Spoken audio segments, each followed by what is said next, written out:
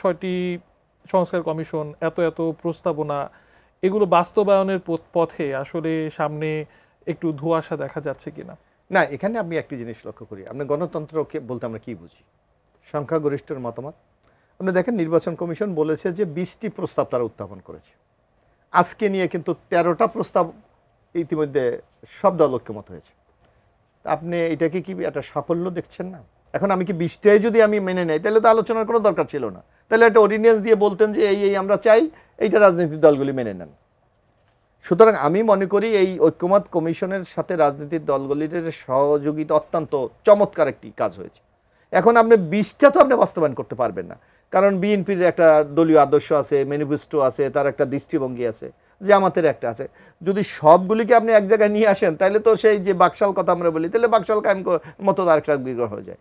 বরং আমি মনে করি এই নানা মত পথকে এক জায়গায় এনে যে সিদ্ধান্তটা নেওয়া হয়েছে এইটা বাস্তবায়ন করা হইল সবচেয়ে আমাদের জন্য মূল কাজ। চ্যালেঞ্জ তো আছেই, এটা অস্বীকার করার সুযোগ নাই। আমি আপা মনে থাকবে নিশ্চয় 2008-এ যখন এই ফখরুদ্দিন মইনুদ্দিনের গভর্নমেন্ট, তখন কিন্তু এই প্রায় 2 বছর তারা রাষ্ট্র পরিচালনা করেছে। তারা 142টা অর্ডিন্যান্স জারি করেছিল রাষ্ট্র পরিচালনা করার জন্য। কিন্তু শেখ হাসিনা যখন 2008-এ ক্ষমতা আসে উনি কিন্তু মানতো অনলি 38টাকে আইনে পরিণত করেছে, বাকিগুলি করেনি। এই 38টার মধ্যেও কিন্তু অনেক রং টং উনি দিয়েছে, ডাইরেক্ট করেনি। তা আপনাকে তো বুঝতে হবে, আমি একটা এই যেমন বিএনপি অনেক ক্ষেত্রে বাধা দিচ্ছে কেন? কারণ বিএনপি একটা রাজনৈতিক দল, তার একটা দলীয় ম্যানিফেস্টো আছে, তার আদর্শ আছে, তারই ইচ্ছা করলেই তো বিএনপি আপনার এখন ওই যে ধর্মনিরপেক্ষতা ফিরে যেতে পারবে না। এটা আপনার রিয়েলিটি বুঝতে হবে। কারণ সে হলো সকল ধর্মের উপর সে বিশ্বাস করে, সে বাংলাদেশের জাতীয়তাবাদে বিশ্বাস করে, আর আপনি ইচ্ছা করলেই তাকে ঠেলে বাঙালি জাতীয়তাবাদে নিতে পারবেন না। তাইলে আমার তো দলই থাকে না, আমার আইডিওলজি থাকে না। সুতরাং এক একটা দলের দৃষ্টিভঙ্গি, তার আদর্শ, তার কর্মপন্থা আলাদা আলাদা। আপনি দেখতে হবে যে মূল যে বিষয়টা, যে আমার গণতন্ত্র ফাংশন করার জন্য যে জিনিসগুলি আমার দরকার সেইগুলি ওই দলগুলি করে কিনা, আমি আগামী দিনে সুশাসন দেশে দিতে পারি কিনা, আমি যেভাবে শেখ হাসিনা মানুষের অধিকারকে হরণ করেছে আমি সেইটাকে ফিরিয়ে দিতে পারি কিনা, আমি মানবাধিকারের উপর হস্তক্ষেপ করি কিনা, আপনাকে দেশের বেসিক যে স্ট্রাকচার এই জায়গায় আমি কোনো আঘাত করি কিনা, যদি এই জিনিসগুলো আপনি ন্যূনতম দিতে পারেন, আমার মনে হয় বাংলাদেশের একটা গণতান্ত্রিক যে যাত্রা আমরা শুরু করেছি এটাকে একটা প্রাথমিক রূপ দেওয়া যাবে। এখন রাতারাতি আপনি পারবেন এটার কোনো কারণ নেই। আপনি আমেরিকা কত বছর লেগেছে এই গণতন্ত্রকে, আমরা মাত্র 54 বছর। 54 বছরের মধ্যে আমাদের ভাঙা গড়া এই সেই নানা আছে। তারপর এখানে জিও পলিটিক্যাল একটা রাজনীতি আছে, আপনাকে এইটা বুঝতে হবে। এই যে অনেকে নানা কথা বলে, আপনাকে বাস্তবতা কিন্তু আলাদা। আপনাকে একটা দায়িত্বশীল রাজনৈতিক দল বা বাংলাদেশের যারা সুশীল সমাজ বলেন বা যারাই আছে তাদেরকে কিন্তু একটা দায়িত্বশীল আচরণ করতে হবে। কারণ এখন আপনি দেখেন আমাদের দেশের বিদায় কিন্তু সুপরিকল্পিত এটা মৌলবাদী দেশ হয়ে গেছে, এটা হিন্দু সম্পদের উপর নির্যাতন করা হচ্ছে। এইটা আপনি আর আমি মনে করি দুইটা শব্দ না, এটা ইন্টারন্যাশনাল প্রেক্ষাপটে এগুলোর একটা বিরাট ইম্প্যাক্ট আছে। সামগ্রিক বিষয়ে আপনাকে অ্যাড্রেস করেই কিন্তু দেশটাকে এগিয়ে নিয়ে যেতে হবে।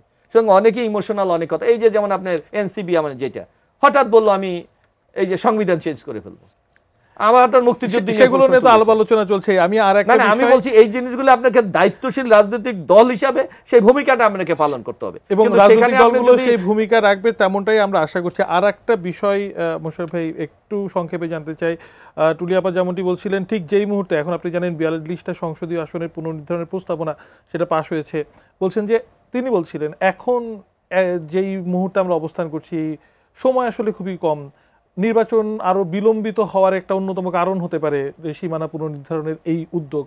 বিএনপি বা আপনি কি তাই মনে করছেন কিনা? আমি মনে করি এখানে আমরা বেসিক যে চেঞ্জ দেখলাম যে একটা সিট কমে গেছে, একটা সিট বেড়ে গেছে, এবারে সবই ঠিক আছে। এখন এইটা কিন্তু খসড়া প্রণয়ন করেছে, এখনো কিন্তু ফাইনাল সিদ্ধান্ত নির্বাচন কমিশন নেয়নি। আমার মনে হয় যদি কোথাও কোনো সংকট থেকে থাকে সেটা সমাধানের সুযোগ এখনো সামনে আমাদের রয়ে গেছে। তারপর আমি আরেকটা জানি না যে নির্বাচন কমিশনের কিন্তু একটা সার্বভৌমত ক্ষমতা আছে, যে তারা এই যে সীমানা নির্ধারণ তাদের কিন্তু একটা দায়িত্ব। আমার মনে হয় আদালতের এরকম একটা নির্দেশনা আছে যে এর বিরুদ্ধে কোনো আইনি প্রক্রিয়া যাওয়া যাবে না। সেটা যদি নিশ্চিত করা যায় তাহলে আপনি এই মুহূর্তে অন্তত এই প্রেক্ষাপটে খুব একটা সংকট তৈরি হবে বলে আমার কাছে মনে হচ্ছে। অসংখ্য ধন্যবাদ। শেষ মিনিটে আছি, জেসমিন টুলি আপনার কাছে জানতে চাই এখন পর্যন্ত যা অবস্থা, নির্বাচন কমিশন বা ঐকমত্য কমিশন, সংস্কার প্রস্তাব, রাজনৈতিক দলগুলোর যা অবস্থা, সামনের দিনগুলোতে আমরা কি পেতে যাচ্ছি আসলে? যেটা ভাই যেটা বলছিল যে আসলে সব প্রস্তাবে কিন্তু সব দল একমত হবে তা না। যেহেতু আমাদের সামনে নির্বাচনকে কেন্দ্র করে এত কিছু, নেক্সট পরবর্তীতে সরকার কেমনভাবে চলবে এরপর ভিত্তি করে যখন হচ্ছে, তখন যতগুলো তো ঐক্যমত হয়েছে সব দল, যতগুলো দল ঐক্যমত, তার ভিত্তিতে আমাদের সামনে এগিয়ে যাওয়া উচিত আমি মনে করি।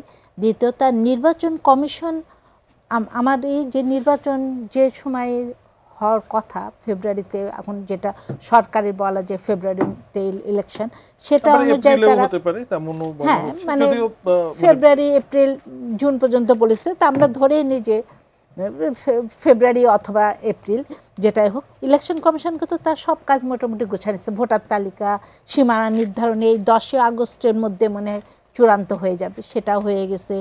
শুধু এখন যে ঐক্যমতের ভিত্তিতে যেগুলো হবে সে অর্ডিন্যান্সগুলো জারি করে সে অনুযায়ী তারা তাদের তাদের কাজের সেট আপটা করবে এবং নিজেরা করে। আমার মনে হচ্ছে যে সময় বা যে কাজগুলো আগেছে, আমি আশাবাদী যে অন্তত আমরা একটা ভালো ইলেকশনও দেখবো এবং ভালো সরকারও দেখবো, আমরা সামনের দিকে এগিয়ে যাব।